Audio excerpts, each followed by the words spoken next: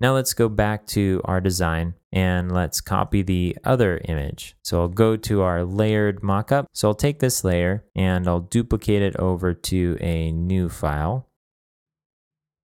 And it looks like we don't actually have a full-size image for this author. So that's okay. This was just a test image. So we'll just duplicate the existing author that we have in the mockup. So I'll go back to our HTML and I'll just copy this div over for the other snippet and I'll paste it in right here. And I'll remove our design screenshot and refresh. Okay, so we have an image for both of them now. Now the user's face is a little off to the side, but hopefully our backend engineers will figure out a way to allow people to center their avatars when they upload them. And now we can also take these sections and put them where they belong. That is under the Stacked Hero section, that's the written by our team section. So I'll highlight all of this section here and cut it. And I'll go in here under this H2 and paste it in and save it. Then when we refresh, we get to see our elements in a more accurate context here. We're getting really close now.